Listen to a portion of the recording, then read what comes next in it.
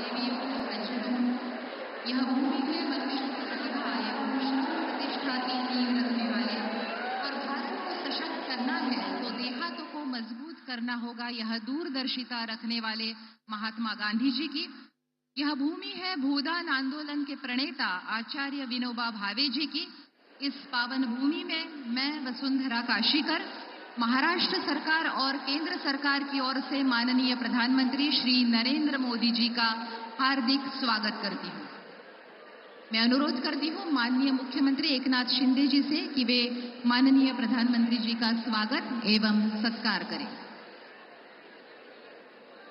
यहां हम बताना चाहेंगे कि रूपेश सुहागपुरे नाम के हमारे एक रजिस्टर्ड विश्वकर्मा ने यह सूतमाला अपने हाथों से बनाई है, जो हम अभी पहनाने जा रहे हैं माननीय प्रधानमंत्री जी को। और इसके बाद श्रम संस्कृति का सम्मान और यंत्र विवेक का प्रतीक चरखा देकर हम माननीय प्रधानमंत्री जी का सम्मान करने जा रहे हैं।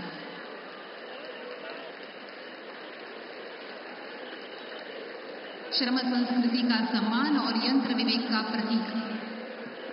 अभी हम एक बहुत ही पवित्र और खास मंदिर देकर प्रधानमंत्री जी का सम्मान करने जा रहे हैं। मैं मंगल प्रभात लोढ़ा जी से अनुरोध करती हूं कि वे संविधान मंदिर देकर प्रधानमंत्री जी का सम्मान करें।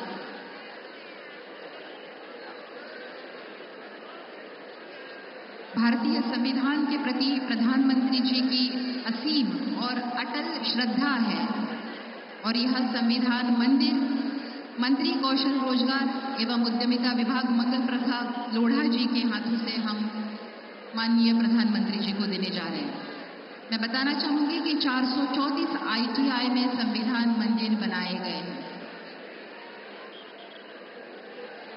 फिर से एक बार आप सभी का इस प्रधानमंत्री विश्वकर्मा योजना वर्ष पूर्ती समारोह में स्वागत करती हूँ। माननीय मुख्यमंत्री अजित पवार यांना माननीय उपमुख्यमंत्री अजित पवार यांना विनंती आहे की त्यांनी आपले मनोगत व्यक्त करावं।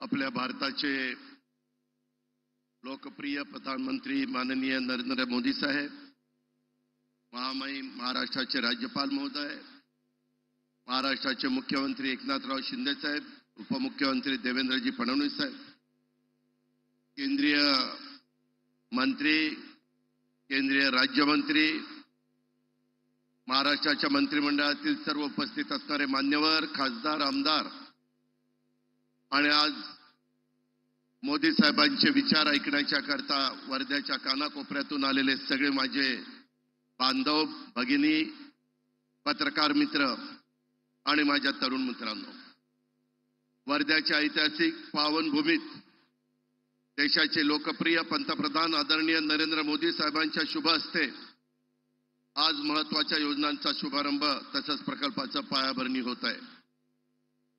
यामध्ये विश्वकर्मा योजनेचा प्रथम वर्धापन दिन, अमरावती येथील PM मित्रा पार्कची पायाभरणी कार्यक्रम, अहिल्यादेवी होळकर महिला स्टार्टअप योजनेचा शुभारंभ आणि आचार्य चाणक्य कौशल्य विकास योजनेचा शुभारंभ यासारख्या योजना प्रकल्पांचा समावेश आहे।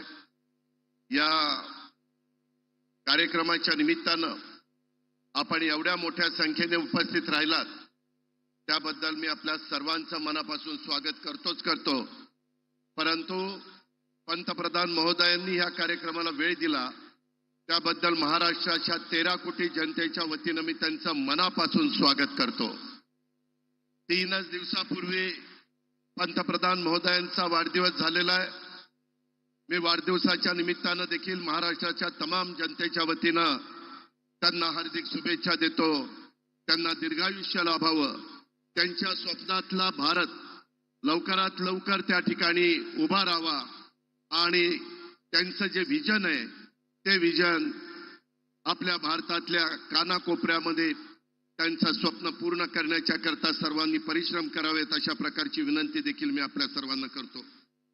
एकंदरीतच आज इथं महाराष्ट्र सरकारने शेतकरी, महिला, युवा आणि गरीब घटकांच्या कल्याणासाठी त्यांच्या सर्वांगीण विकासासाठी विविध योजना उपक्रम सुरू केलेले आहेत आणि त्याच्याकरता भरपूर अशा प्रकारची आर्थिक तरतूद देखील केलेली आहे। आज ज्या परिसरामध्ये पंतप्रधान महोदय आलेले आहेत त्याच्यामध्ये महात्मा गांधी यांचं वास्तव्य राहिलेल्या सेवाग्रामची भूमी, आचार्य विनोबा भावे यांचा आश्रम असलेले पवनार यासारख्या पावनभूमीला मी वंदन करतो. महात्मा गांधी विनोबा भावे यांना देखील मी वंदन करतो. आज अमरावती येथे उभारण्यात येत असलेल्या PM मित्रा पार्कच्या माध्यमातून विदर्भासह राज्याच्या औद्योगिक क्षेत्राला मोठी चालना मिळणार आहे. विदर्भातल्या पांढऱ्या सोन्याला खऱ्या अर्थाने सोन्याचे दिवस येणार आहे. या टेक्सटाईल पार्कमध्ये 10,000 कोटी रुपयापेक्षा जास्त गुंतवणुकीची शक्यता आहे. 1 लाखापेक्षा जास्त रोजगाराची शक्यता आहे. गेल्या 10 वर्षामध्ये प्रधानमंत्री महोदयांनी भूमिपूजन केलेल्या अनेक प्रकल्पाचं त्यांच्याच हस्ते लोकार्पण झालंय. देशात अत्यंत कमी कालावधीमध्ये गतिमान पद्धतीनं पायाभूत विकास प्रकल्प पूर्ण करण्याचा विक्रम आपल्या पंतप्रधान महोदयांनी केलेला आहे. आंतरराष्ट्रीय स्तरावर देशातील अनेक उद्योग महाराष्ट्रात गुंतवणूक करण्यास उत्सुक आहेत. नुकताच गडचिरोलीला इस्पात स्टील प्रकल्प, महापे येथे सेमीकंडक्टर प्रकल्पाचा शुभारंभ झाला. त्यातून लाखो तरुणांना रोजगार मिळणार आहे. मी अधिक न बोलता प्रधानमंत्री नरेंद्र मोदी साहेबांच्या स्वप्नातला कुशल, रोजगारक्षम, विकसित भारत घडवण्याच्या कार्यात आपलं महायुतीचं सरकार आणि राज्यातील जनता आपलं संपूर्ण योगदान देईल अशा प्रकारचा विश्वास व्यक्त करतो. प्रधानमंत्री महोदयांना धन्यवाद देतो आणि या ठिकाणी थांबतो. जय हिंद, जय महाराष्ट्र. यानंतर राज्याचे माननीय उपमुख्यमंत्री श्री देवेंद्र फडणवीस यांना विनंती आहे की त्यांनी सभेला संबोधित करावं.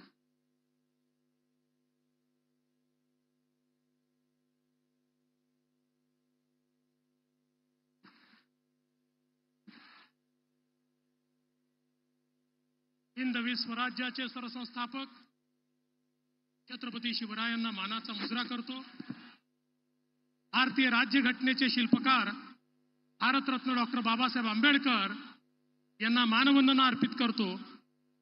आणि आज आपल्या या वर्ध्याच्या पवित्र भूमीवर उपस्थित झालेले अखिल विश्वातील सर्वाधिक लोकप्रिय नेते आणि आधुनिक भारताचे निर्माते माननीय प्रधानमंत्री नरेंद्र मोदीजी यांचं मी वर्धेच्या वतीनं हार्दिक स्वागत करतो. मंचावर उपस्थित माननीय राज्यपालजी, माननीय लोकप्रिय मुख्यमंत्री एकनाथराव शिंदेजी, उपमुख्यमंत्री अजितदादा पवार, केंद्रीय मंत्री जीतनराम मांझीजी, जयंत चौधरीजी, मंचावर उपस्थित सर्वच महाराष्ट्राच्या मंत्रिमंडळातील आमचे सहकारी मंत्री, आमदार, खासदार, सर्व मंचावरील प्रमुख नेते मंडळी आणि उपस्थित माझ्या भगिनी आणि बंधूंनो, आजचा दिवस हा अत्यंत महत्त्वाचा दिवस आहे.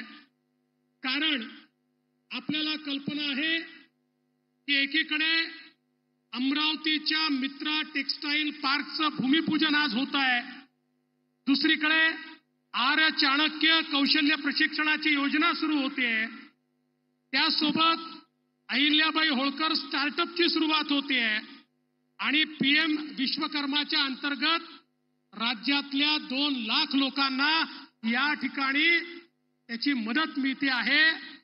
एकूण आपण विचार केला तर आज या एका कार्यक्रमामध्ये 6.5 लाख कुटुंबाचं चित्र बदलणार आहे, त्यांच्यापर्यंत रोजगार आणि अधिकारिता पोहोचणार आहे.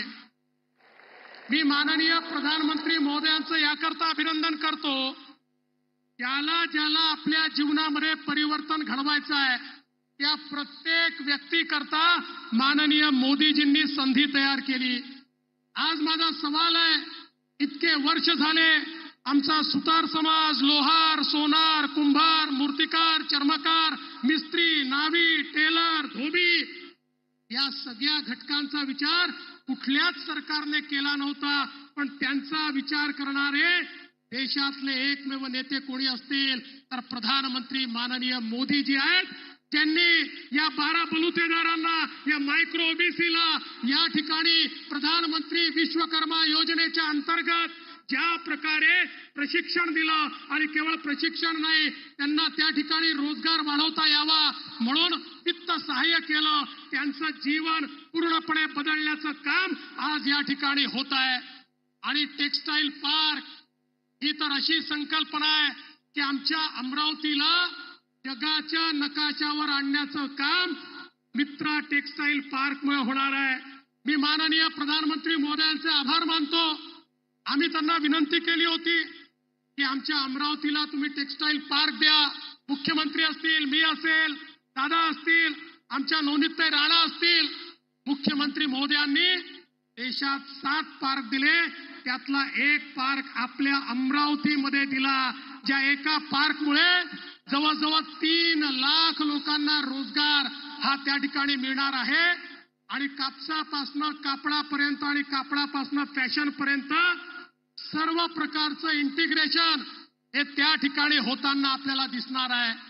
खरं म्हणजे मी जास्त बोलणार नाही, पण एवढंच सांगतो, प्रधानमंत्री महोदयांनी जी काही हे परिवर्तन सुरू केलेलं आहे, ते परिवर्तन महाराष्ट्रात देखील आम्ही सुरू केलेलं आहे.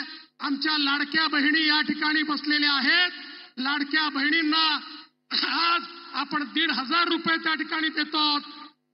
पण त्यासोबत आपल्या लखपती दीदी कार्यक्रमाच्या अंतर्गत माननीय मोदीजींच्या नेतृत्वात लखपती दीदी देखील आपण तयार करतोय.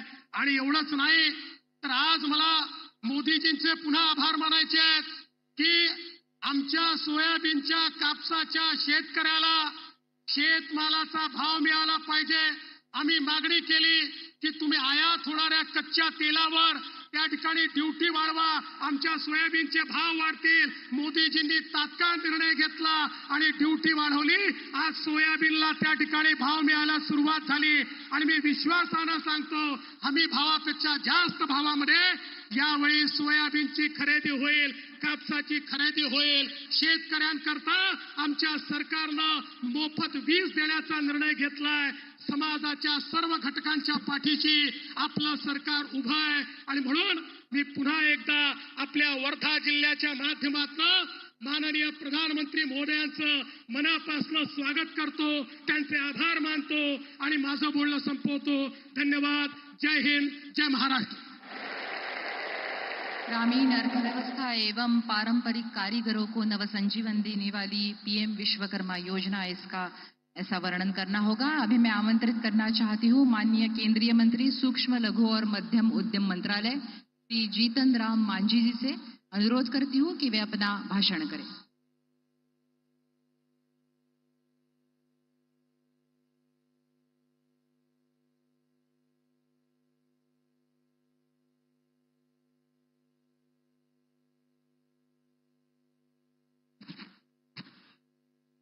सबसे पहले वर्धा की ऐतिहासिक भूमि और दीक्षा भूमि को प्रणाम करता हूं. और आज पीएम विश्वकर्मा का राष्ट्रीय आयोजन, जो वर्धा राष्ट्रीय पीएम विश्वकर्मा समारोह, हमारे पारंपरिक कारीगरों और शिल्पकारों को सम्मानित करने के लिए दिनांक 20 सितंबर 2024 को आयोजित हो रहा है. इसमें उपस्थित माननीय प्रधानमंत्री श्रद्धेय श्री नरेंद्र मोदी जी, माननीय राज्यपाल डॉक्टर सीपी कृष्णन जी, माननीय उप मुख्यमंत्री श्री एकनाथ शिंदे जी, माननीय केंद्रीय मंत्री श्री नितिन गडकरी साहब, माननीय राज्य मंत्री स्वतंत्र प्रभाव श्री जयंती चौधरी जी, माननीय उप मुख्यमंत्री श्री देवेंद्र फडणवीस जी एवं अजीत पवार जी, माननीय अध्यक्ष एनसीबीसी श्री हंसराज जी अहीर जी, महाराष्ट्र सरकार के उपस्थित माननीय मंत्रीगण, महाराष्ट्र विधानसभा एवं विधान परिषद के उपस्थित माननीय सदस्यगण, वीडियो कॉन्फ्रेंसिंग के माध्यम से देश भर में 550 स्थानों से जुड़े यहाँ मौजूद विशिष्ट अतिथिगण, केंद्रीय और राज्य सरकारों के प्रतिनिधिगण, विभिन्न संगठनों के सदस्यगण, कारीगर और शिल्पकार भाइयों बहनों एवं मीडिया के मित्रगण, महोदय, सबसे पहले मैं माननीय प्रधानमंत्री नरेंद्र भाई मोदी जी का हृदय से आभार व्यक्त करता हूं, जो उन्होंने अपने व्यस्तम कार्यक्रम के समय निकालकर इस अवसर की शोभा बढ़ाई है. आपकी उपस्थिति हम सभी के लिए प्रेरणा स्रोत है और ये न केवल इस महत्वपूर्ण अवसर के महत्व को उजागर करती है, बल्कि इस तथ्य पर भी जोर देती है कि कारीगर और शिल्पकार इस पहल के केंद्र में हैं। महोदय, जैसा कि हम सभी जानते हैं, एमएसएमई क्षेत्र भारत की अर्थव्यवस्था का एक महत्वपूर्ण स्तंभ है और माना जा सकता है कि जीडीपी में हमारा एमएसएमई क्षेत्र का योगदान 30% है तथा यह सेक्टर 21 करोड़ लोगों को रोजगार प्रदान करता है। यह उद्यमशीलता की भावना को बढ़ावा देता है, महत्वपूर्ण रोजगार पैदा करता है और हमारे सामाजिक आर्थिक विकास में भी महत्वपूर्ण भूमिका निभाता है।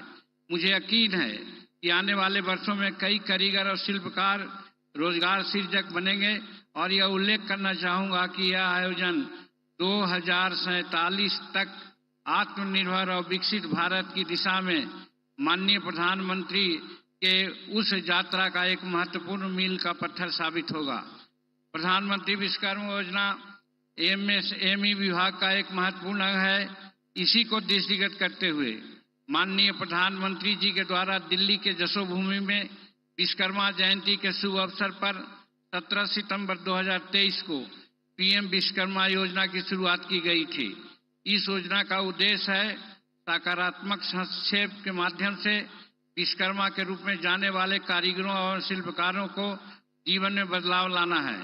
यह योजना 18 व्यवसायों में लगे पारंपरिक कारीगरों और शिल्पकारों के समर्थन के लिए बनाई गई है, जो इस प्रकार है, जैसे बढ़ई हैं, नाव निर्माता हैं, कवच बनाने वाले हैं, लोहार हैं, हथौड़ा और उपकरण कीट निर्माता हैं, ताला बनाने वाले हैं, सुनार हैं, कुम्हार हैं, मूर्तिकार हैं, मोची भाई हैं, राजमिस्त्री हैं, टोकरी चटाई झाड़ू बनाने वाले लोग हैं, गुड़िया और खिलौना वाले लोग हैं, नाई हैं, मालाकार हैं, धोबी हैं, दर्जी हैं और मछली पकड़ने वाले जाल बनाने वाले भाई हैं।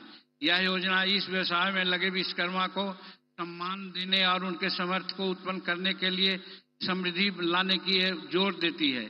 इस योजना में इन कारीगरों और शिल्पकारों को आईडी का और प्रमाण पत्र के माध्यम से मान्यता सम्मान प्रदान की जाती है।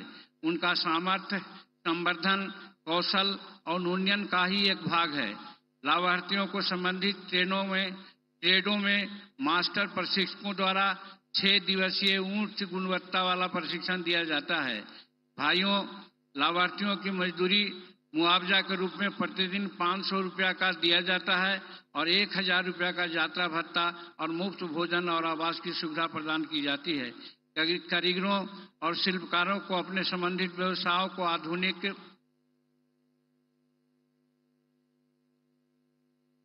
और नवीनतम उपकरणों का उपयोग करने के लिए सक्षम बनाने के लिए 15,000 रुपये तक के टूल किट का दिया जाता है। प्रोत्साहन के लिए लाभार्थियों की समृद्धि के लिए किफायती ऋण और व्यापक बाजारों तक पहुंच प्रदान करना शामिल है। इस योजना के तहत 5% रियायती ब्याज पर 3 लाख रुपए तक के कोलेस्ट्रल मुक्त ऋण उपलब्ध कराए जाते हैं। इसके अलावा इस योजना में लाभार्थियों को डिजिटल लेन देन अपनाने के लिए प्रोत्साहित करने का एक तत्व है। डिजिटल भुगतान या रसीद के लिए लाभार्थी के खाते में 100 रुपये तक का मासिक कैश बैंक जमा किया जाता है। इस योजना को भारत सरकार के 3 मंत्रालय द्वारा अथा एमएसएमई मंत्रालय, कौशल विकास और उद्यमिता मंत्रालय तथा वित्तीय सेवा विभाग द्वारा सहकर्मान्वित किया जा रहा है। इन मंत्रालयों और राज्य सरकारों के बीच निरंतर समन्वय बना हुआ है, जो इस देश में अब तक शुरू की गई कार्यान्वित की गई सबसे अनूठी योजना में से एक बनता है। योजना के लाभार्थियों की त्रिस्तरीय सत्यापन प्रक्रिया में राज्य सरकार की महत्वपूर्ण भूमिका निभाई जाती है। अब मैं बहुत गर्व के साथ कहना चाहता हूं कि यशस्वी प्रधानमंत्री नरेंद्र मोदी जी के निर्देशन में इस योजना के तहत पिछले 1 वर्ष में कुछ महत्वपूर्ण उपलब्धियां हासिल की गई है। इस योजना के तहत देश में सत्यापन के बाद 20 लाख से अधिक कारीगरों और शिल्पकारों को पंजीकृत किया गया है और अकेले महाराष्ट्र में लगभग 1,46,000 कारीगरों को और शिल्पकारों को इस योजना के तहत पंजीकृत किया गया है। 8 लाख से अधिक लाभार्थियों ने अपने कौशल उन्नयन के लिए प्रशिक्षण प्राप्त किया है, जिससे उनकी क्षमता और उत्पादकता में वृद्धि हुई है। 1,06,000 विश्वकर्मा कर्मियों को 1400 करोड़ रुपए का ऋण स्वीकृत किया गया है, जिससे उनको अपने व्यवसाय का विस्तार करने और अपनी जीविका में सुधार लाने को मदद मिल रही है। महोदय, आज इस उत्सव में भाग लेने के रूप में हमने पीएम विश्वकर्मा योजना के लाभार्थियों के शिल्प और कौशल का प्रदर्शित कराने वाली एक विशेष प्रदर्शनी भी आयोजित की है, जिसे माननीय प्रधानमंत्री जी ने अवलोकन करने की कृपा की है। 20 से 22 सितंबर तक आम जनता के लिए खुली यह प्रदर्शनी इन कारीगरों की आत्मनिर्भरता और हमारी अर्थव्यवस्था में उनके आर्थिक योगदान का प्रमाण है। मैं सभी से आग्रह करता हूं कि वे इस प्रदर्शनी को देखें और विश्वकर्माओं को प्रोत्साहित करें। मैं आज माननीय प्रधानमंत्री नरेंद्र भाई मोदी जी के समक्ष उपस्थित सभी गणमान्य व्यक्तियों, अधिकारियों, प्रतिभागियों को भी धन्यवाद देता हूं। यह न केवल महत्वपूर्ण अवसर के महत्व को उजागर करती है, बल्कि इस तथ्य पर जोर देती है कि कारीगर और शिल्पकार इस पहल के केंद्र में हैं। शिल्प कौशल और कौशल के सम्मान करने वाले इस कार्यक्रम का हिस्सा बनाना मेरे लिए अत्यंत सौभाग्य की बात है। आइए हम सभी मिलकर एमएसएमई के बढ़ते और राष्ट्र के निर्माण में अपना योगदान दें। बहुत बहुत शुक्रिया। जय हिंद, जय भारत।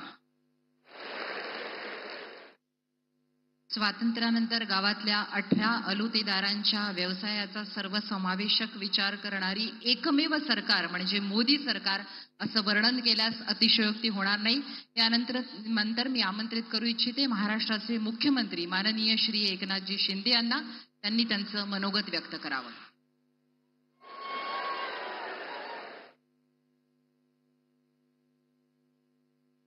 छत्रपती शिवाजी महाराज की जय भवानी।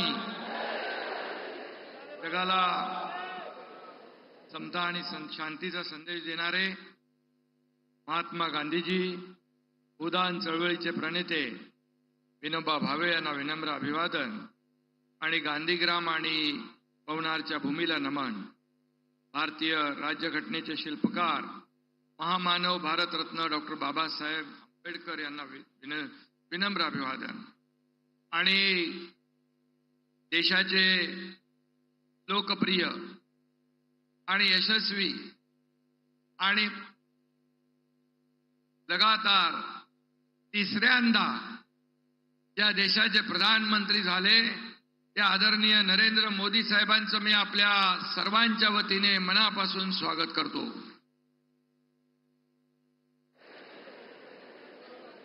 खरं म्हणजे आजच्या या कार्यक्रमाला उपस्थित राज्यपाल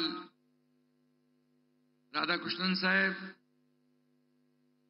आमचे दोन्ही उपमुख्यमंत्री देवेंद्रजी, अजितदादा, केंद्रीय मंत्री मांझीजी, जयंत चौधरी, सर्व व्यासपीठावरील आमचे मंत्रिमंडळातील सहकारी मंत्री, आमचे बावनकुळेजी आणि सर्व व्यासपीठावरील मान्यवर आणि मोठ्या संख्येने आदरणीय प्रधानमंत्री महोदयांना ऐकायला आलेले सर्व वर्धावासीय बांधव भगिनी आणि माझ्या लाडक्या बहिणींनो आणि लाडक्या भावांनो, आपलं मनापासून मी स्वागत करतो।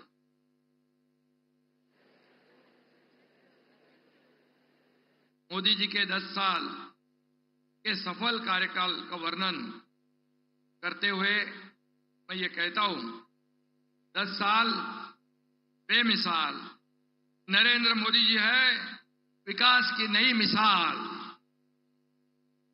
लगातार तीसरी बार इस देश के प्रधानमंत्री पद संभालने वाले माननीय मोदी जी के नेतृत्व में एनडीए सरकार के 100 दिन पूरे हुए हैं। मुझे इसमें कोई संदेह नहीं है कि मोदी जी तीसरी बार तीसरे कार्यकाल में प्रगति की गति 3 गुना बढ़ाएंगे और हमारे भारत को नई ऊंचाई प्रदान करेंगे। ये 100 दिन तो एक झांकी है, मोदी साहब की बड़ी इनिंग अभी बाकी है। मोदी जी के नेतृत्व में देश को महासत्ता बनाने का 140 करोड़ जनता का सपना 100% पूरा होगा। आने वाले वर्षों में हमारी एनडीए सरकार दुनिया के सबसे ताकतवर देश की सूची में भारत का स्थान मजबूत करेगी, ऐसा हमें विश्वास है। 21वीं सदी भारत की सदी, ऐसा मोदी साहब ने कहा था। हमारा भी यही कहना है कि 21वीं सदी भारत की सदी, क्योंकि देश के कप्तान है नरेंद्र मोदी, और इसलिए मैं उनका फिर एक बार तहे दिल से स्वागत करूंगा। आज पीएम विश्वकर्मा योजना को 1 साल पूरा हुआ है। कारीगरों का हुनर पहचानना, उन्हें सप्लाई चेन की मुख्य धारा में लाना, उन्हें मार्केटिंग, ब्रांडिंग का सपोर्ट करना, इतनी दूरगामी सोच सिर्फ मोदी जी की हो सकती है। इसलिए जब प्रदर्शन में हम गए थे तो कई कारीगर कह रहे थे, हम इतने छोटे छोटे कारीगर हैं, आज छोटा छोटा व्यवसाय करते हैं, लेकिन इतने बड़े देश के प्रधानमंत्री हमारे बारे में इतनी बारीकी से सोचते हैं। ऐसे प्रधानमंत्री हमने देखे नहीं। मैंने कहा ना देखे हैं ना देखोगे भी, क्योंकि मोदी जी ऐसे हर विभाग को, हर सेक्टर को मेन स्ट्रीम में लाना चाहते हैं, उद्योजक बनाना चाहते हैं, लोगों को रोजगार देना चाहते हैं। और इसलिए आज महाराष्ट्र में पीएम विश्वकर्मा योजना में 14,72,000 से ज्यादा एप्लीकेशन रजिस्टर हुई है। इस योजना के माध्यम से छोटे व्यवसाय को लोन दिया गया, इससे कारोबार बढ़ा, रोजगार के अवसर पैदा हुए और देश की अर्थव्यवस्था भी मजबूत हो रही है। यह मोदी जी के सबका साथ सबका विकास के समग्र दृष्टिकोण का सबसे अच्छा उदाहरण है। और इस योजना की पहली वर्षगांठ पर मैं पूरे विश्वकर्मा समाज की ओर से प्रधानमंत्री मोदी जी को बहुत बहुत धन्यवाद देना चाहता हूं। मोदी जी ने देशातील महिलांना आत्मसन्मान मिळवून दिला। 10 वर्षात ग्रामीण भागातल्या 10 कोटी महिला आत्मनिर्भर झाल्या। नारी शक्तीला बळ देण्यासाठी आज मोदीजींच्या शुभ हस्ते पुण्यश्लोक अहिल्यादेवी होळकर स्टार्टअप योजनेचा शुभारंभ देखील होतोय आणि महिलांना स्टार्टअपसाठी 25 लाखापर्यंत अर्थसहाय्य मिळणार आहे। महाराष्ट्र देश में महिला स्टार्टअप में पहले स्थान पर होगा और दूसरे राज्यों को भी प्रेरित करेगा, ऐसा मुझे विश्वास है। आज आपण 1000 कॉलेजमध्ये आचार्य चाणक्य कौशल्य विकास केंद्र सुरुवात करतोय। वर्षभरात 3 लाख विद्यार्थ्यांना प्रोफेशनल ट्रेनिंग दिली जाणार आहे। आणि म्हणून त्याचबरोबर अमरावतीमध्ये मगाशी देवेंद्रजींनी सांगितलं, पीएम मित्रा टेक्सटाईल पार्कचे भूमिपूजन होत आहे। 8,000 कोटींची इन्व्हेस्टमेंट असलेल्या या पार्कमध्ये 2 लाखापेक्षा जास्त रोजगार मिळणार आहे। या पार्कमुळे संपूर्ण परिसराचा मेकओव्हर होईल, देशाच्या अर्थकारणाला देखील हातभार लागेल। मोदीजी कधी छोटी स्वप्न पाहत नाहीत। आपला देश जसा महान तशीच मोदीजींची स्वप्नेही महान आहेत। आणि म्हणून मुंबई को ग्लोबल फिनटेक कैपिटल बनाने का निर्धार उन्होंने किया है। फिनटेक तकनीक 2030 तक भारत को $7 ट्रिलियन अमेरिकी डॉलर की अर्थव्यवस्था बनाने की दिशा में योगदान दे सकती है, जिसमें महाराष्ट्र का बड़ा योगदान हो सकता है। इस सपने को साकार करने के लिए हम दिन रात मेहनत कर रहे हैं। कल ही हमने नवी मुंबई में एक महत्वाकांक्षी सेमीकंडक्टर परियोजना का भी भूमि पूजन किया है। 3rd लार्जेस्ट इकोनॉमी बनने का सपना भी हमें साकार करना है। मोदी जी पूरी दुनिया में देश का मान सम्मान बढ़ा रहे हैं और मनी लॉन्ड्रिंग और टेरर फंडिंग को भी रोकने में भारत की कोशिश प्रभावी बन रही है और यश भी मिला है, ऐसा FATF ने कहा है। और दूसरी तरफ आज हम देखते हैं कि हमारे कुछ लोग विदेश में जाकर हमारे देश को बदनाम करते हैं, आरक्षण रद्द करने की बात कहते हैं। और मैं ये कहूंगा, जो आरक्षण संविधान डॉक्टर बाबा साहेब आंबेडकर जी ने दिया है, उसे किसी को भी रोकने या खत्म करने का अधिकार नहीं है। और इसलिए मोदी जी यहां पर प्रधानमंत्री जी है, तब तक ये गरीब तबके का आरक्षण कोई भी माई का लाल खत्म नहीं कर सकता है, इतना ही मैं विश्वास दिलाता हूं। लेकिन यहां पर माननीय मोदी जी के मार्गदर्शन में गृह मंत्री अमित भाई शाह जी ने 370 धारा हटाकर हमारे कश्मीर के जन्नत को आजाद करा दिया। लेकिन कुछ लोग कहते हैं कि 370 कलम फिर लाएंगे। क्या आप दहशतवाद फिर लाना चाहते हो? क्या पाकिस्तान की बोली बोलने वाले लोग जो ये 370 जो कलम हटाने के बाद ये कश्मीर का विकास हो रहा है, क्या विकास को रोकना चाहते हो? आतंकवादियों से मिलकर मिलीभगत करना चाहते हो? और इसलिए कांग्रेस को इसका भुगतान भोगना पड़ेगा। इतना ही मैं कहूंगा। मोदी जी ने कई क्रांतिकारी फैसले लिए हैं। अब प्रधानमंत्री मोदी जी ने वन नेशन वन इलेक्शन का ऐतिहासिक निर्णय लिया है। मैं मोदी जी का अभिनंदन करता हूं, उनका स्वागत करता हूं। आज पूरा देश उनके साथ खड़ा है। मोदी जी की सभी योजनाएं, सभी निर्णयों का उद्देश्य देश के पिछड़े कमजोर वर्गों का कल्याण करना है और यही उनका एकमात्र उद्देश्य है। आम आदमी का सम्मान बढ़ाना, उनकी ताकत बढ़ाना, उनकी समृद्धि बढ़ाना।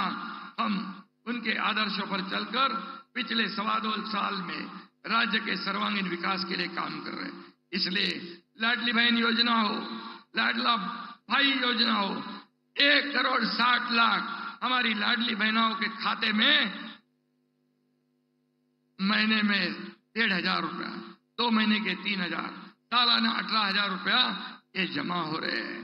ये संख्या 2.5 करोड़ तक पहुंचेगी। और एक लड़की योजना हो, अन्नपूर्णा योजना हो, लड़कियों को मुफ्त में प्रोफेशनल एजुकेशन हो, वयोश्री योजना हो, तीर्थ दर्शन योजना हो, ये सब योजनाएं नई क्रांति समाज में लाएगी। और मोदी जी के नेतृत्व में महाराष्ट्र के नए विकास के नए शिखर पर पहुंच रहा है। प्रधानमंत्री जी के आशीर्वाद से महाराष्ट्र का विकास बुलेट ट्रेन की तेज रफ्तार से होगा, ऐसा मैं विश्वास व्यक्त करता हूं। शेवटी जाता जाता एवढंच सांगतो, करू महाराष्ट्राचा विकास, आणू सुखाची नांदी, कारण आपल्या मागे खंबीरपणे उभे आहेत नरेंद्रजी मोदी ही। धन्यवाद। जय हिंद, जय महाराष्ट्र। आज हम राज्य सरकार द्वारा शुरू हो रही आचार्य चाणक्य कौशल विकास योजना और पुण्यश्लोक अहिल्या देवी होलकर महिला स्टार्टअप योजना का उद्घाटन करने जा रहे हैं। उससे पहले मैं बताना चाहूंगी कि इस कार्यक्रम में आज आचार्य चाणक्य कौशल विकास योजना में सहभागी 1000 कॉलेजेस के 7 लाख विद्यार्थी वीडियो कॉन्फ्रेंसिंग के माध्यम से इस कार्यक्रम में जुड़े हैं।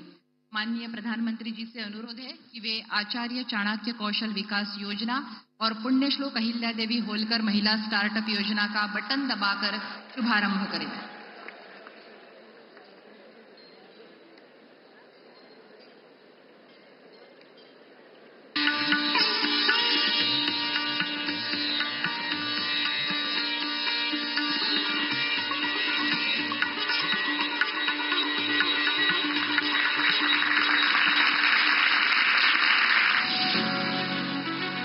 गत 10 वर्षों में हमारे माननीय प्रधानमंत्री श्री नरेंद्र मोदी जी के दूरदर्शी नेतृत्व में युवाओं का स्किल डेवलपमेंट करने और महिलाओं को सशक्त बनाने के लिए कई योजनाओं का आगाज किया गया है। इन योजनाओं से आज करोड़ों युवाओं और महिलाओं को बेहतर आजीविका मिल रही है, जिससे उनके जीवन में सुधार आया है। भारत के युवा पढ़ाई के साथ ही स्किल में भी उतने ही दक्ष हो, इसी सोच के साथ हमारी सरकार ने युवाओं के कौशल विकास और नए संस्थानों के निर्माण को सर्वोच्च प्राथमिकता दी है। इसी कड़ी को आगे बढ़ाते हुए आज माननीय प्रधानमंत्री जी के कर कमलों से महाराष्ट्र सरकार द्वारा 1000 कॉलेजों में स्थापित हुए आचार्य चाणक्य कौशल्य विकास केंद्रों का और नवाचार उपक्रम के अंतर्गत महिला सशक्तिकरण के लिए पुण्यश्लोक अहिल्या देवी होलकर महिला स्टार्टअप योजना का शुभारंभ किया जा रहा है। कौशल विकास को अकादमिक शिक्षा के साथ एकीकृत करके विकसित मानव संस्थान तैयार करना आचार्य चाणक्य कौशल्य विकास केंद्र का मुख्य हेतु है। महाराष्ट्र सरकार ने सालाना 1,50,000 युवाओं को कौशल प्रशिक्षित करने के लिए प्रतिवर्ष 150 करोड़ रुपए का प्रावधान किया है, जिससे महाराष्ट्र में कुशल श्रमिकों की कमी दूर होगी। महाराष्ट्र सरकार करीब 100 करोड़ रुपयों के निवेश से लगभग 500 महिला उद्यमी स्टार्टअप को पुण्य श्लोक अहिल्या देवी होल्कर महिला स्टार्टअप योजना के तहत 25 लाख रुपए तक की वित्तीय सहायता देकर प्रोत्साहित करेगी। हमारे माननीय प्रधानमंत्री जी के नेतृत्व में महाराष्ट्र की डबल इंजन सरकार की आचार्य चाणक्य कौशल्य विकास केंद्र और पुण्य श्लोक अहिल्या देवी होल्कर महिला स्टार्टअप योजना युवा और महिलाओं के सशक्तिकरण की दिशा में एक मील का पत्थर साबित होगी।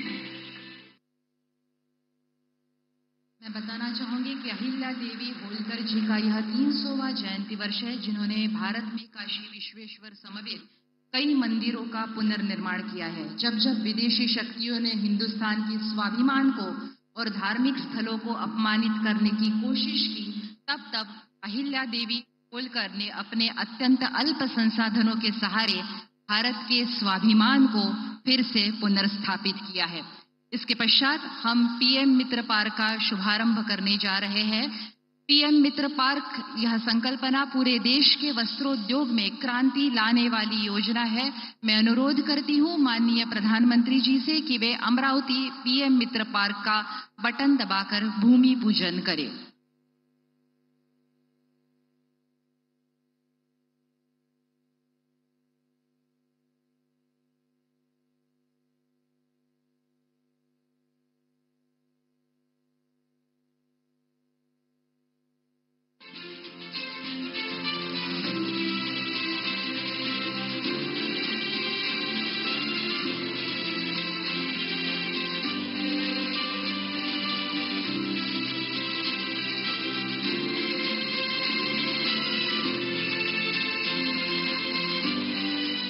भारत का वस्त्र उद्योग हमेशा से देश की अर्थव्यवस्था का एक मजबूत स्तंभ रहा है। प्रधानमंत्री श्री नरेंद्र मोदी जी के दूरदर्शी नेतृत्व में पिछले 10 सालों में टेक्सटाइल सेक्टर में अभूतपूर्व प्रगति हुई है। आज ये सेक्टर देश की विकास यात्रा का मजबूत भागीदार बनकर उभर रहा है। यही कारण है कि भारतीय वस्त्र उद्योग 2030 में $350 बिलियन और वस्त्र निर्यात में $100 बिलियन के अपने लक्ष्य की ओर अग्रसर है। हम टेक्सटाइल वैल्यू चेन के सभी element farm, fibre, factory, fashion और फॉरेन 5F के सूत्र से एक दूसरे से जोड़ रहे हैं। प्रधानमंत्री श्री नरेंद्र मोदी के इस विजन से प्रेरित है पीएम मित्र पार्क, जहां स्पिनिंग से लेकर गारमेंट मैन्युफैक्चरिंग तक एक संपूर्ण मूल्य श्रृंखला बनेगी। ये न केवल लॉजिस्टिक्स लागत को घटाएंगे, बल्कि भारत को और अधिक प्रतिस्पर्धी बनाएंगे।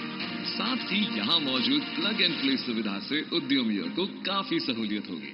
PM mega integrated textile regions and apparel योजना के अंतर्गत 7 राज्यों में ये पार्क स्थापित होंगे, जिनमें से एक है पीएम मित्र पार्क अमरावती, महाराष्ट्र। भारत के मध्य में स्थित सड़क, रेल, बंदरगाह और हवाई सुविधाओं से जुड़ा हुआ अमरावती महाराष्ट्र के वस्त्र उद्योग उन्नति में एक अहम भूमिका निभाता है। 1020 एकड़ में फैला पीएम मित्र पार्क अमरावती वस्त्र उद्योग की स्थापना के लिए आवश्यक सभी सुविधाओं से परिपूर्ण है, जैसे कि कुछ ही दूर पर 220 केवी सब स्टेशन, निकट स्थित 30 MLD जलापूर्ति और 5 MLD CETP, जिसका विस्तार किया जा रहा है। महाराष्ट्र के सशक्त नेतृत्व और प्रगतिशील नीतियों के समन्वय से प्रेरित यह पार्क एक समृद्ध वस्त्र परिसर बनाएगा, जिससे कि वस्त्र उद्योग में 10,000 करोड़ निवेश और 3 लाख प्रत्यक्ष व अप्रत्यक्ष रोजगार की संभावना है। प्रधानमंत्री के विजन को साकार करते हुए वस्त्र मंत्रालय की इस पहल के अंतर्गत पीएम मित्र पार्क अमरावती विकसित भारत के विजन को साकार करने में अहम भूमिका निभाएगा। विदर्भाच्या बाबतीमध्ये नेहमी विकासाच्या असमतोलाचा प्रश्न उपस्थित केला जातो। मला असं वाटतं की PM मित्र पार्क अमरावतीला देऊन 3 लाखपेक्षा जास्त रोजगार इथे उपलब्ध होणार आहे. माननीय पंतप्रधानांना आपण टाळ्या वाजवून धन्यवाद द्यायला पाहिजे की विदर्भाचा हा विकासाचा असमतोल याने निश्चितपणे दूर होण्यास मदत होईल. PM विश्वकर्मा योजना की शुरुआत गत वर्ष 17 सितंबर को की गई थी. 1 साल में असाधारण सफलता इस योजना ने प्राप्त की है. केवल 1 साल में इस योजना के तहत पूरे देश में 20 लाख कारीगर रजिस्टर्ड हो चुके हैं. मैं अनुरोध करती हूं माननीय प्रधानमंत्री जी से कि वे इस योजना की सफल वर्ष पूर्ति हेतु भारतीय डाक विभाग द्वारा जारी स्टैंप रिलीज करें.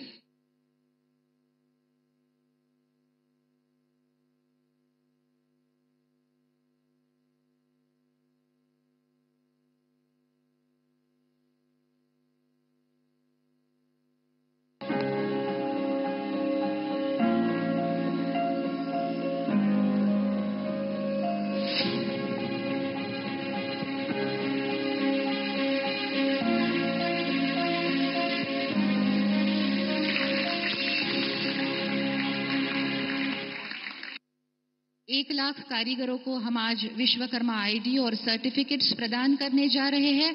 प्रधानमंत्री जी से निवेदन है वे इन दस्तकारों एवं कारीगरों को बटन दबाकर पहचान पत्र एवं प्रमाण पत्र प्रदान करें.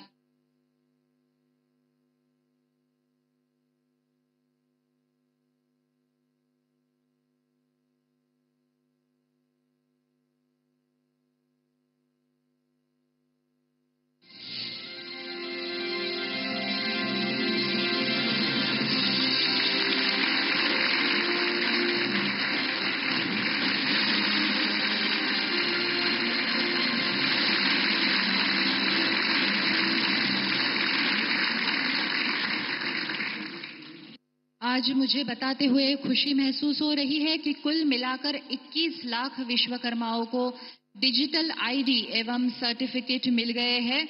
इसके बाद प्रधानमंत्री जी से अनुरोध है कि वे बटन दबाकर 1 लाख विश्वकर्मा लाभार्थियों को डिजिटल स्किल सर्टिफिकेट्स प्रदान करें.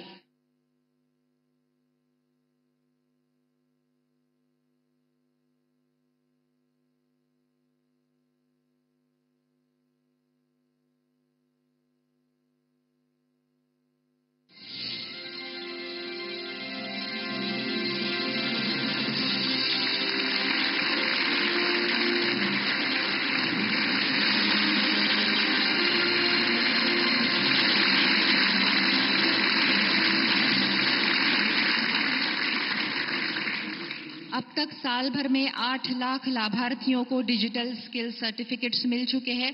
आज 75,000 विश्वकर्माओं को लोन सैंक्शन हो चुका है. माननीय प्रधानमंत्री जी से विनती है कि वे बटन दबाकर 75,000 लाभार्थियों को डिजिटल लोन रिलीज करें.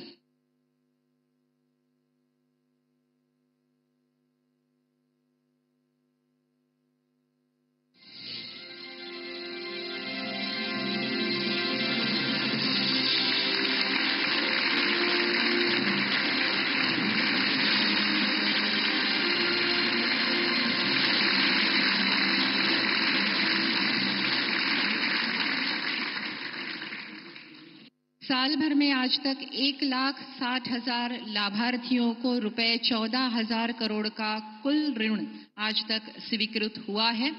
इसके पश्चात हम आज प्रातिनिधिक तौर पर 18 लाभार्थियों को प्रधानमंत्री जी के कर कमलों द्वारा हम लोन प्रदान करने जा रहे हैं. भारत के अलग अलग राज्यों से यह कारीगर यहाँ आए हैं. मैं सबसे पहले आमंत्रित करूंगी श्रीमती ज़ैबुन निशा जो कि उत्तराखंड उधम सिंह नगर से है, मालाकार है. श्रीमती ज़ैबुन निशा देवभूमि उत्तराखंड से. माननीय प्रधानमंत्री जी से अनुरोध है कि वे इन्हें चेक प्रदान करें. भारत के अलग अलग राज्यों से आज 18 कारीगर यहाँ मौजूद है.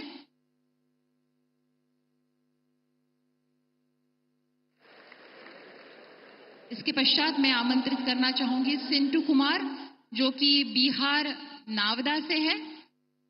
सिंटू कुमार जो कि बिहार राज्य के नावदा से है. और सिंटू कुमार जी का व्यवसाय है गुड़िया और खिलौने बनाना। बिहार,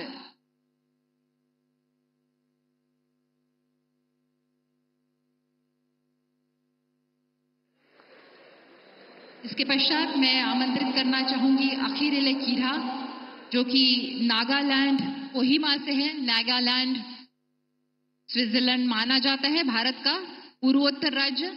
ये बढ़ई है, कारपेंटर है। इसके पश्चात मैं आमंत्रित करना चाहूंगी रामनाथ सिंह गुर्जर,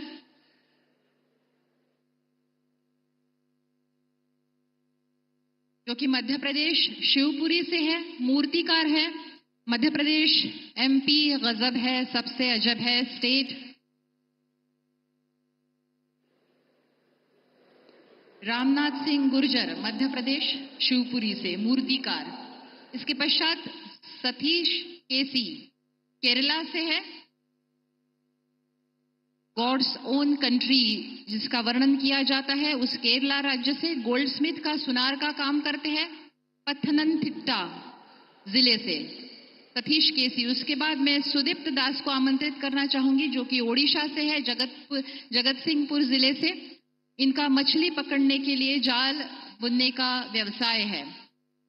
इसके पश्चात गोपाल मड़ैया झारखंड से है, देवघर जिले से ब्लैक स्मिथ लुहार है गोपाल मड़ैया। इसके पश्चात एम हरिकृष्णा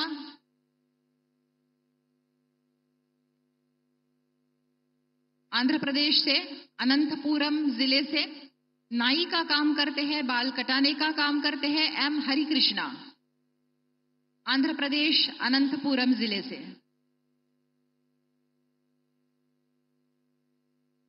इसके पश्चात श्रीमती कांतिबाई साहू छत्तीसगढ़ राज्य के धामतरी जिले से बास्केट, चटई, झाड़ू बनाती है श्रीमती कांतिबाई साहू।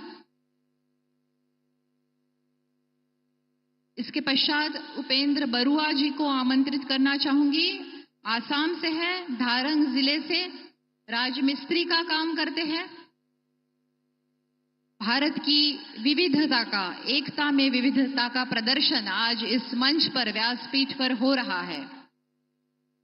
इसके पश्चात मैं आमंत्रित करना चाहूंगी महाराजू लक्ष्मी, श्रीमती महाराजू लक्ष्मी जी को, जो कि तेलंगाना से है, निर्मल जिले से, और कपड़े धोने का काम करती है श्रीमती महाराजू लक्ष्मी।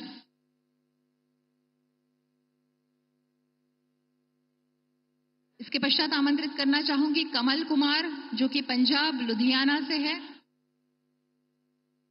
कॉबलर का काम करते हैं।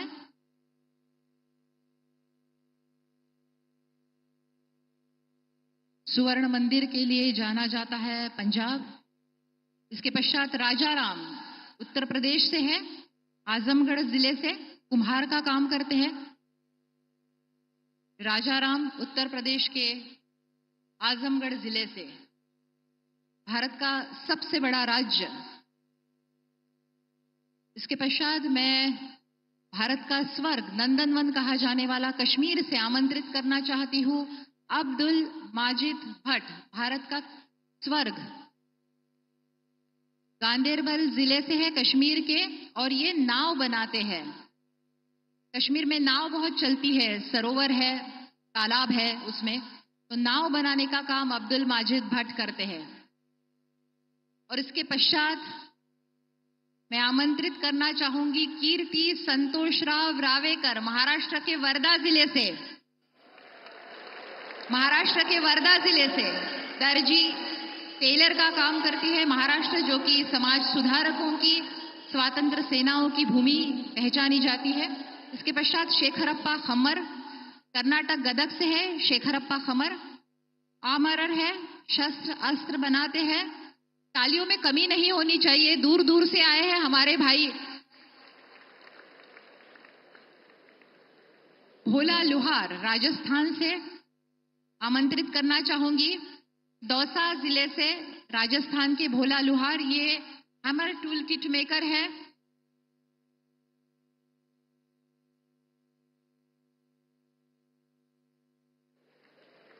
और आज के हमारे प्रातिनिधिक तौर पर उपस्थित आखिरी लाभार्थी परमार कमलेश भाई गुजरात से, महिसागर से, गुजरात राज्य में महिसागर जिले से परमार कमलेश भाई ताला बनाते हैं।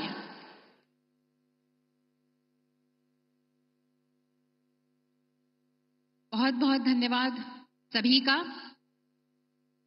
हमारे गांवों की नींव जो कि सुनार, नाई, लुहार जैसे पारंपरिक कारीगर और शिल्पकार हैं, उन्हें आर्थिक सहायता एवं प्रशिक्षण प्रदान करना इस विश्वकर्मा योजना का उद्देश्य है। गांव के 18 प्रकार के व्यवसायों के लिए यह योजना अमृत संजीवन के तौर पर काम करेगी। मैं अनुरोध करती हूं हमारे टेक्निकल टीम से कि वे इस योजना के जानकारी हेतु बनाई गई डॉक्यूमेंट्री दिखाएं। हजारों वर्षों से जो साथी भारत की समृद्धि के मूल में रहे हैं, वो हमारे विश्वकर्मा ही है। जैसे हमारे शरीर में रीढ़ की हड्डी की भूमिका होती है, वैसे ही समाज जीवन में इन विश्वकर्मा साथियों की बहुत महत्वपूर्ण भूमिका होती है। इसलिए आज समय की मांग है कि इन विश्वकर्मा साथियों को पहचाना जाए, उन्हें हर तरह से सपोर्ट किया जाए।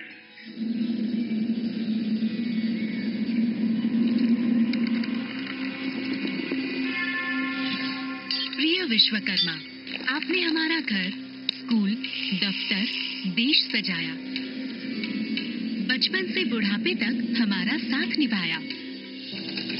लेकिन आजादी के दशकों बाद भी आप लोगों की कठिनाइयां अनदेखी रही।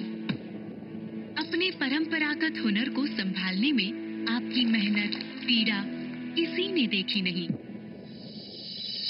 लेकिन जब देश को मिला एक संवेदनशील नेतृत्व, तो गढ़ी गई पीएम विश्वकर्मा जैसी योजना, जिसके जरिए हमारे विश्वकर्मा साथियों के सम्मान, सामर्थ्य और समृद्धि की जिम्मेदारी देश ने संभाली। प्रधानमंत्री नरेंद्र मोदी जी ने 1 साल पहले बनाई थी पीएम विश्वकर्मा योजना, ताकि विश्वकर्मा साथी आधुनिकता, आत्मनिर्भरता और प्रोफेशनलिज्म सीखें और नए हुनर के साथ बाजार से जुड़े। इस महाअभियान को साकार करने के लिए प्रधानमंत्री जी ने देश के लाखों विश्वकर्माओं को रजिस्टर करवाया।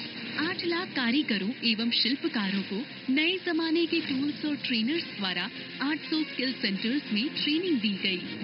ट्रेनिंग में उन्होंने टेक्निकल ज्ञान के अलावा बिजनेस से जुड़ी ऐसी कई बेसिक चीजें भी सीखी, जिनसे वे कोसों दूर थे। जैसे कि बैंक अकाउंट कैसे खोलना, ऑनलाइन बैंकिंग कैसे यूज करनी है, लोन कैसे मिलता है, प्रोडक्ट की सही और शानदार पैकेजिंग करने से कैसे धंधा बढ़ेगा, ब्रांडिंग और मार्केटिंग में क्या अंतर होता है, अपने प्रोडक्ट्स ऑनलाइन कैसे बेचते हैं, वगैरह वगैरह। ये विश्वकर्मा भाई बहन अपना काम छोड़कर ट्रेनिंग करने आए थे, तो प्रधानमंत्री जी ने यहाँ तक का ध्यान रखा कि उन्हें 3,000 रुपए का ट्रेनिंग भत्ता और 1,000 रुपए का यात्रा भत्ता भी मिले।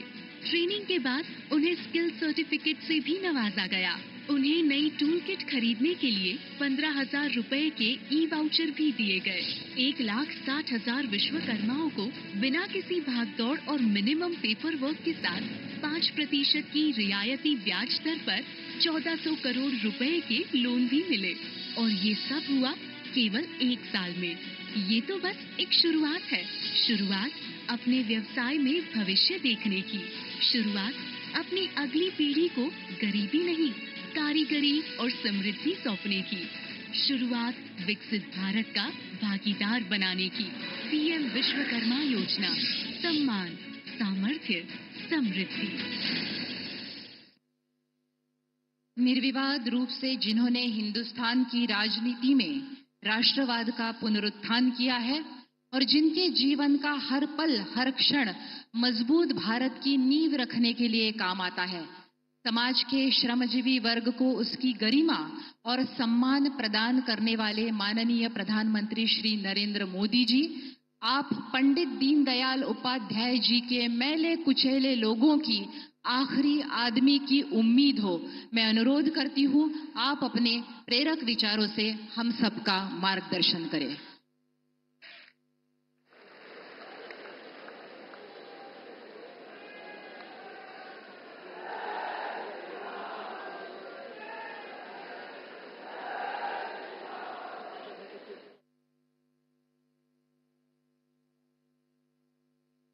भारत माता की, भारत माता की। अमरावती आणि वर्ध्यासह महाराष्ट्रातील तमाम नागरिकांना माझा नमस्कार।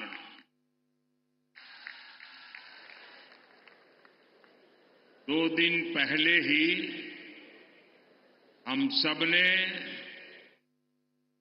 विश्वकर्मा पूजा का उत्सव मनाया है और आज वर्धा की पवित्र धरती पर हम पीएम विश्वकर्मा योजना की सफलता का उत्सव मना रहे हैं। आज ये दिन इसलिए भी खास है क्योंकि 1932 में आज ही के दिन महात्मा गांधी जी ने अस्पृश्यता के खिलाफ अभियान शुरू किया था। ऐसे में विश्वकर्मा योजना के 1 साल पूर्ण होने का ये उत्सव विनोबा जी की ये साधना स्थली, महात्मा गांधी जी की कर्मभूमि, वर्धा की ये धरती, ये उपलब्धि और प्रेरणा का ऐसा संगम है जो विकसित भारत के हमारे संकल्पों को नई ऊर्जा देगा। विश्वकर्मा योजना के जरिए हमने श्रम से समृद्धि, इसका कौशल से बेहतर कल का जो संकल्प लिया है, वर्धा में बापू की प्रेरणाएं हमारे उन संकल्पों को सिद्धि तक ले जाने का माध्यम बनेगी। मैं इस योजना से जुड़े सभी लोगों, देश भर के सभी लाभार्थियों को इस अवसर पर बधाई देता हूं। साथियों, आज अमरावती में पीएम मित्र पार्क की आधारशिला भी रखी गई है। आज का भारत अपनी टेक्सटाइल इंडस्ट्री को वैश्विक बाजार में टॉप पर ले जाने के लिए काम कर रहा है। देश का लक्ष्य है भारत की टेक्सटाइल सेक्टर के हजारों वर्ष पुराने गौरव को पुनर्स्थापित करना। अमरावती का पीएम मित्र पार्क इसी दिशा में एक और बड़ा कदम है। मैं इस उपलब्धि के लिए भी आप सभी को बहुत बहुत शुभकामनाएं देता हूं। साथियों, हमने विश्वकर्मा योजना की पहली वर्षगांठ के लिए महाराष्ट्र को चुना। हमने वर्धा की इस पवित्र धरती को चुना क्योंकि विश्वकर्मा योजना केवल सरकारी प्रोग्राम भर नहीं है। ये योजना भारत के हजारों वर्ष पुराने कौशल को विकसित भारत के लिए इस्तेमाल करने का एक रोड मैप है। आप याद करिए, हमें इतिहास में भारत की समृद्धि के कितने ही गौरवशाली अध्याय देखने को मिलते हैं। इस समृद्धि का बड़ा आधार क्या था? उसका आधार था हमारा पारंपरिक कौशल। उस समय का हमारा शिल्प, हमारी इंजीनियरिंग, हमारा विज्ञान इस दुनिया में के सबसे बड़े वस्त्र निर्माता थे। हमारा धातु विज्ञान, हमारी मेटलर्जी भी विश्व में बेजोड़ थी। उस समय के बने मिट्टी के बर्तनों से लेकर भवनों की डिजाइन का कोई मुकाबला नहीं था। इस ज्ञान विज्ञान को कौन घर घर पहुंचाता था? सुतार, लोहार, सोनार, कुम्हार, मूर्तिकार, चर्मकार, बढ़ई, मिस्त्री, ऐसे अनेक पेशे ये भारत की समृद्धि की बुनियाद हुआ करते थे। इसलिए गुलामी के समय में अंग्रेजों ने इस स्वदेशी हुनर को समाप्त करने के लिए भी अनेकों साजिशें की। इसलिए ही वर्धा की इस धरती से गांधी जी ने ग्रामीण उद्योग को बढ़ावा दिया था। लेकिन साथियों, ये देश का दुर्भाग्य रहा कि आजादी के बाद की सरकारों ने इस हुनर को वो सम्मान नहीं दिया जो दिया जाना चाहिए था। उन सरकारों ने विश्वकर्मा समाज की लगातार उपेक्षा की। जैसे जैसे हम शिल्प और कौशल का सम्मान करना भूलते गए, भारत प्रगति और आधुनिकता की दौड़ में भी पिछड़ता चला गया। साथियों, अब आजादी के 70 साल बाद हमारी सरकार ने इस परंपरागत कौशल को नई ऊर्जा देने का संकल्प लिया। इस संकल्प को पूरा करने के लिए हमने पीएम विश्वकर्मा जैसी योजना शुरू की। विश्वकर्मा योजना की मूल भावना है सम्मान, सामर्थ्य और समृद्धि, यानी पारंपरिक हुनर का सम्मान, कारीगरों का सशक्तिकरण और विश्वकर्मा बंधुओं के जीवन में समृद्धि, ये हमारा लक्ष्य है। और साथियों, विश्वकर्मा योजना की एक और विशेषता है, जिस स्केल पर, जिस बड़े पैमाने पर इस योजना के लिए अलग अलग विभाग एकजुट हुए हैं, ये भी अभूतपूर्व है। देश के 700 से ज्यादा जिले, देश की 2.5 लाख से ज्यादा ग्राम पंचायत, देश के 5,000 शहरी स्थानीय निकाय, ये सब मिलकर इस अभियान को गति दे रहे हैं।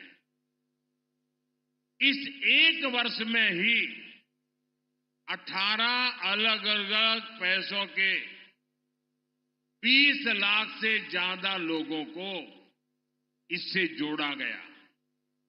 सिर्फ साल भर में ही 8 लाख से ज्यादा शिल्पकारों और कारीगरों को स्किल ट्रेनिंग, स्किल अपग्रेडेशन मिल चुकी है। अकेले महाराष्ट्र में ही 60,000 से ज्यादा लोगों को ट्रेनिंग मिली है। इसमें कारीगरों को मॉडर्न मशीनरी और डिजिटल टूल्स जैसी नई टेक्नोलॉजी भी सिखाई जा रही है।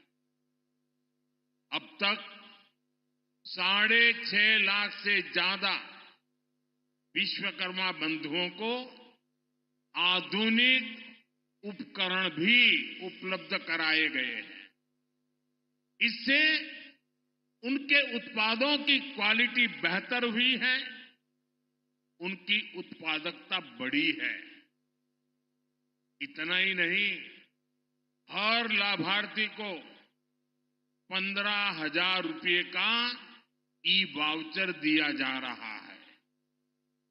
अपने व्यवसाय को आगे बढ़ाने के लिए बिना गारंटी के 3 लाख रुपये तक लोन भी मिल रहा है। मुझे खुशी है कि 1 साल के भीतर भीतर विश्वकर्मा भाई बहनों को 1400 करोड़ रुपए का लोन दिया गया है।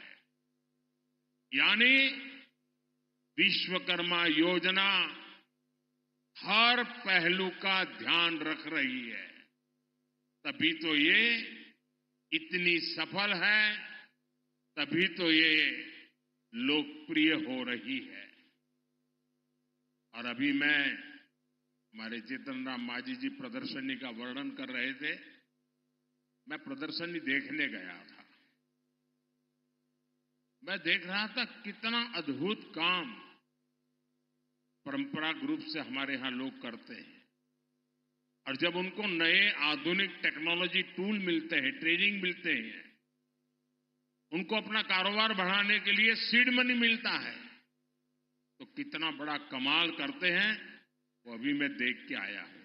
और यहां जो भी आप आए हैं ना, मेरा आपसे भी आग्रह है कि आप ये प्रदर्शनी जरूर देखें। आपको इतना गर्व होगा कि कितनी बड़ी क्रांति आई है। साथियों, हमारे पारंपरिक कौशल में सबसे ज्यादा भागीदारी एससी, एसटी और ओबीसी समाज के लोगों की रही है। अगर पिछली सरकारों ने विश्वकर्मा बंधुओं की चिंता की होती तो इस समाज की कितनी बड़ी सेवा होती। लेकिन कांग्रेस और उसके दोस्तों ने एससी, एसटी, ओबीसी को जानबूझ करके आगे नहीं बढ़ने दिया। हमने सरकारी सिस्टम से कांग्रेस की इस दलित पिछड़ा विरोधी सोच को खत्म किया है। पिछले 1 साल के आंकड़े बताते हैं कि आज विश्वकर्मा योजना का सबसे ज्यादा लाभ एससी, एसटी और ओबीसी समाज उठा रहा है। मैं चाहता हूं विश्वकर्मा समाज, इन पारंपरिक कार्यों में लगे लोग केवल कारीगर बनकर न रह जाए, बल्कि मैं चाहता हूं वे कारीगर से ज्यादा वो उद्यमी बने, व्यवसायी बने। इसके लिए हमने विश्वकर्मा भाई बहनों के काम को एमएसएमई का दर्जा दिया है। 1 डिस्ट्रिक्ट 1 प्रोडक्ट और एकता मॉल जैसे प्रयासों के जरिए पारंपरिक उत्पादों की मार्केटिंग की जा रही है। हमारा लक्ष्य है कि ये लोग अपने बिजनेस को आगे बढ़ाएं। ये लोग बड़ी बड़ी कंपनियों की सप्लाई चेन का हिस्सा बने। इसलिए ओएनडीसी और जीईएम जैसे माध्यमों से शिल्पकारों, कारीगरों और छोटे कारोबारियों को अपना बिजनेस बढ़ाने में मदद का रास्ता बन रहा है। ये शुरुआत बता रही है जो वर्ग आर्थिक प्रगति में पीछे छूट रहा था, वो विश्व की तीसरी सबसे बड़ी अर्थव्यवस्था में अहम रोल निभाएगा। सरकार का जो स्किल इंडिया मिशन है, वो भी इसे सशक्त कर रहा है। कौशल विकास अभियान के तहत भी देश के करोड़ों नौजवानों की आज की जरूरतों के हिसाब से स्किल ट्रेनिंग हुई है। स्किल इंडिया जैसे अभियानों ने भारत की स्किल को पूरी दुनिया में पहचान दिलानी शुरू कर दी थी। और हमारे स्किल मंत्रालय, हमारी सरकार बनने के बाद हमने अलग स्किल मंत्रालय बनाया और हमारे जयंत चौधरी जी आज ये स्किल मंत्रालय का कारोबार देखते हैं। उनके नेतृत्व में इसी साल फ्रांस में वर्ल्ड स्किल्स पर बहुत बड़ा आयोजन हुआ। हम ओलंपिक की जो चर्चा बहुत करते हैं, लेकिन उस फ्रांस में अभी एक बहुत बड़ा आयोजन हुआ।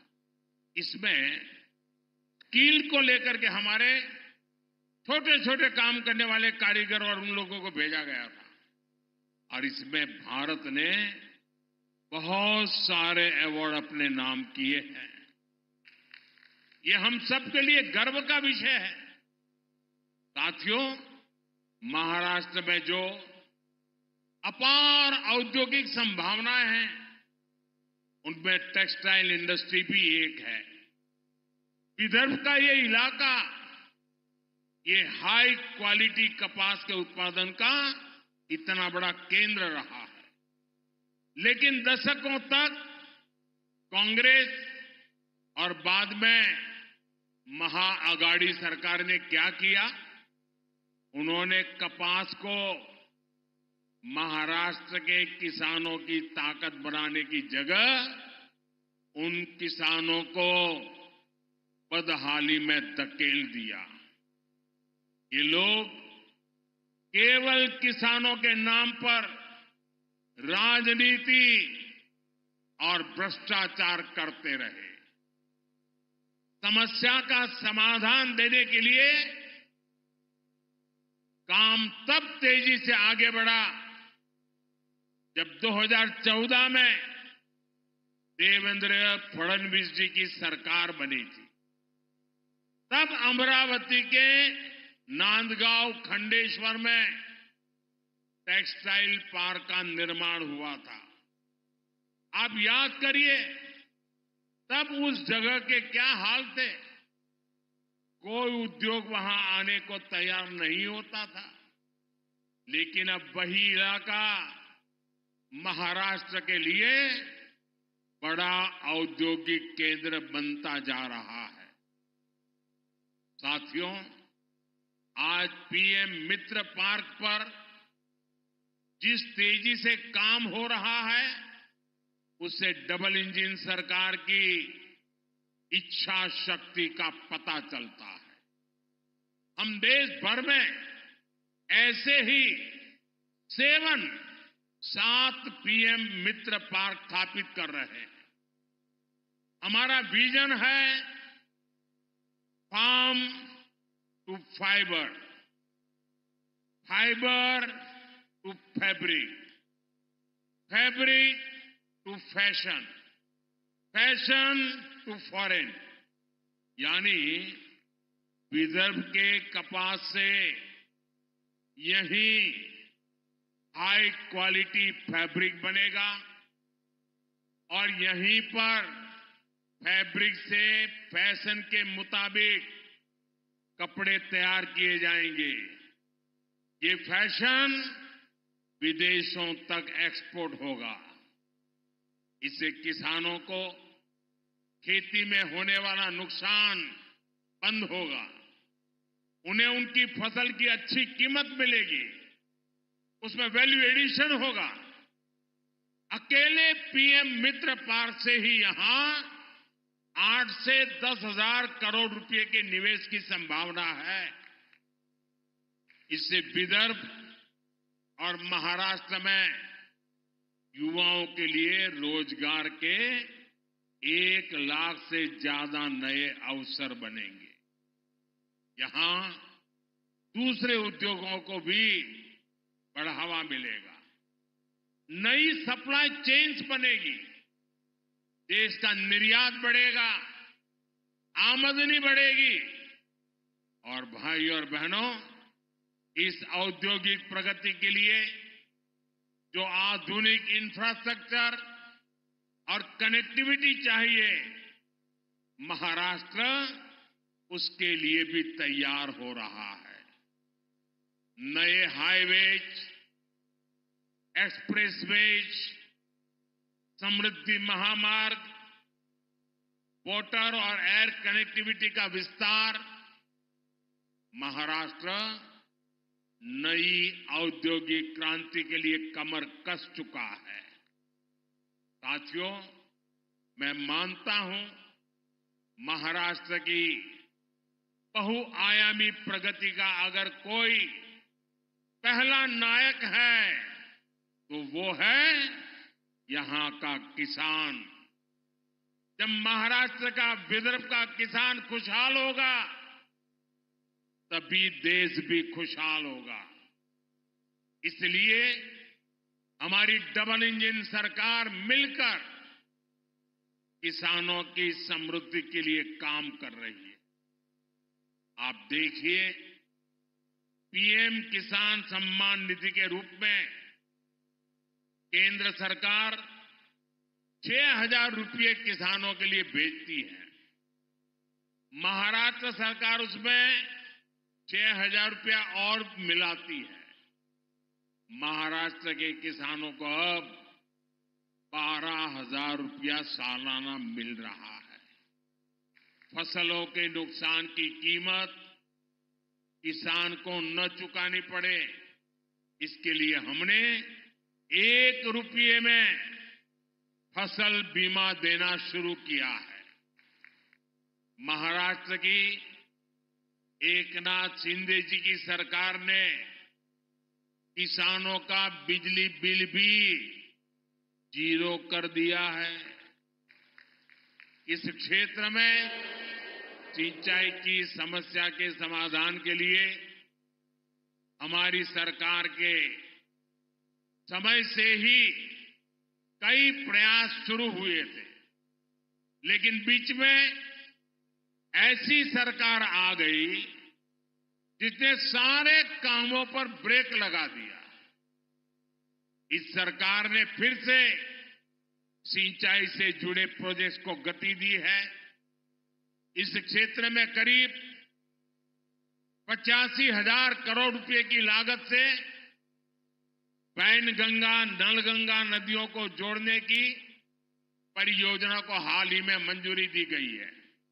इससे नागपुर, वर्धा, अमरावती, यवतमाल, अकोला, बुल्डाना, इन 6 जिलों में 10 लाख एकड़ जमीन पर सिंचाई की सुविधा मिलेगी।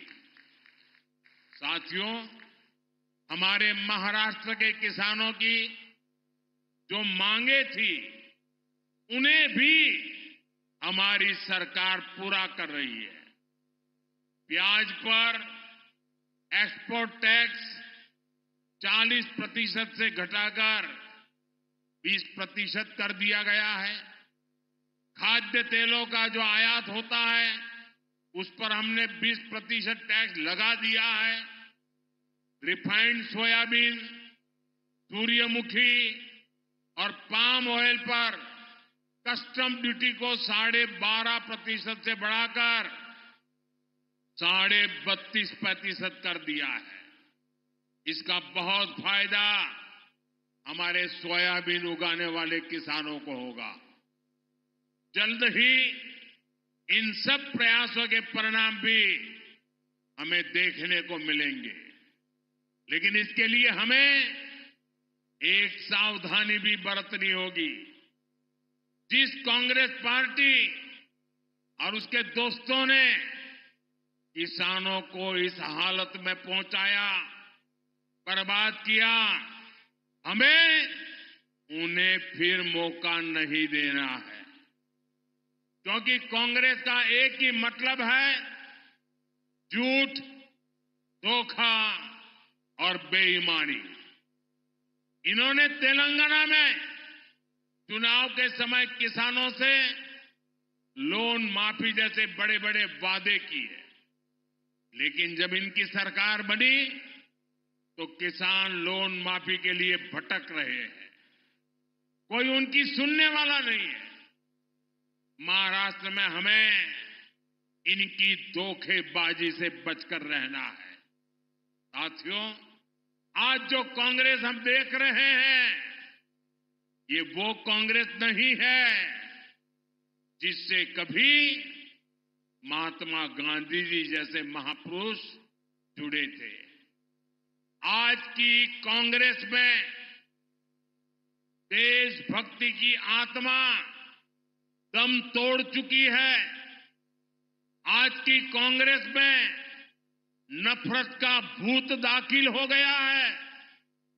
आप देखिए, आज कांग्रेस के लोगों की भाषा, उनकी बोली विदेशी धरती पर जाकर उनके देश विरोधी एजेंडे, समाज को तोड़ना, देश को तोड़ने की बात करना, भारतीय संस्कृति और आस्था का अपमान करना, ये वो कांग्रेस है जिसे टुकड़े टुकड़े गैंग और अर्बन नक्सल के लोग चला रहे हैं। आज देश की सबसे बेईमान और सबसे भ्रष्ट कोई पार्टी है तो वो पार्टी कांग्रेस पार्टी है।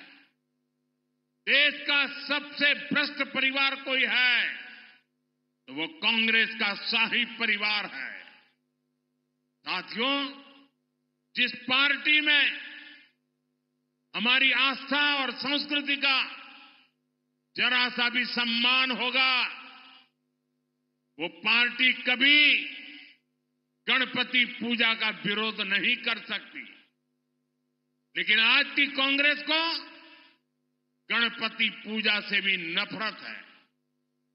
महाराष्ट्र की धरती गवाह है, आजादी की लड़ाई में लोकमान्य तिलक के नेतृत्व में गणपति उत्सव भारत की एकता का उत्सव बन गया था।